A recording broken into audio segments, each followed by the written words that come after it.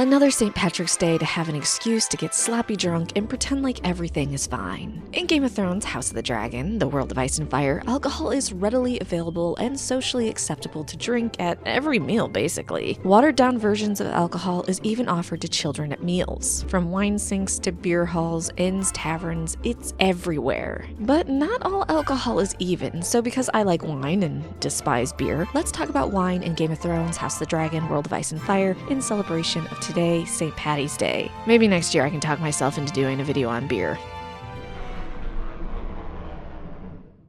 Wine is generally favored by the nobles, with the peasants or small folk preferring nasty beer, or rather just being able to afford beer better. Made through fermentation of fruit juices, the variety of choices is plentiful in this world. Pepper wine, blackberry wine, honeyed wine, green apple wine, and more can be found in various locations. The quality and abundance of wine is vastly different between areas, with most wines produced in the southern parts in Westeros and actually in most cities in Essos, though some areas have larger stores than others. Notable figures like Illyrio, with his extensive cellars in Pentos, and House Celtigar of Claw Island are celebrated for their remarkable reserves, capable of preserving the spirit of intoxication for generations if they need to. The most well-known and referenced wine in the books and show is Arbor Gold, produced from the fertile vineyards of the Arbor. Though the Arbor produces a lot of different types of wine, sweet, white, dry, red. Their wine is so good that they even have a legendary figure that supposedly taught them how to make it. A man named Gilbert of the Vines, the son of Garth Greenhand, the legendary founder in The Reach, supposedly taught those of the Arbor how to create sweet wine from grapes. While other locations also create white, sweet, and red wines, there are specific areas in Westeros known for certain types of wine production. Lannisport boasts its signature spice honey wine, while the Night's Watch distinguishes itself with hot mulled wine infused with cloves and nutmeg.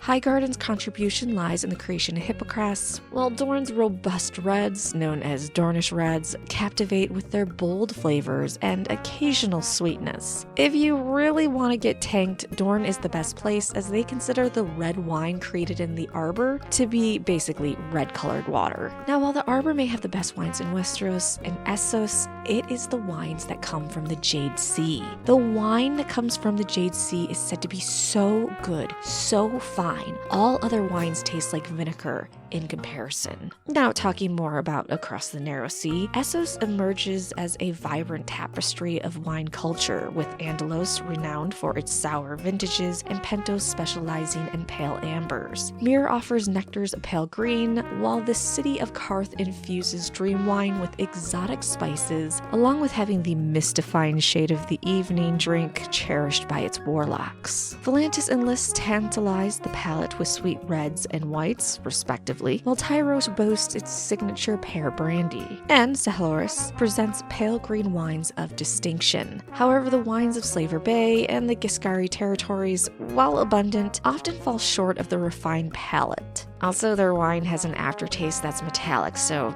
not great. If you go to 𝑦𝐷𝑒ℎ, you'll be able to taste wines with unknown vintages, which I think is always a little bit fun. Take a risk. Now, besides getting wasted, wine actually has other uses. The Unsullied use a substance known as the wine of courage to make them able to withstand more and more pain by making them feel less and less. I mentioned the shade of the evening earlier, which gives visions to the warlocks in Karth. The fire wine of Myr is said to aid in digestion. Wine is also used in healthcare. When used for wound care, wine can be poured right on the wound before it's bandaged. Fire milk is created from wine and is a special ointment that burns when it touches the wound, but also cleanses it. Or simply pouring boiling wine on a wound or soaking silk in it and then wrapping it around the wound greatly helps with disinfecting. Lastly, wine has also been used to poison individuals, including kings, knights, and those deemed simply dangerous. So let me know where you'd most like to drink wine. I'd say Dorne for the partying. I'd like to try Arbor Gold once. Love to have wine out of the Jade Sea to ruin all other wines for me for life. And I don't know, the idea of unknown vintages in 𝑦𝐷𝑒ℎ, pretty tantalizing.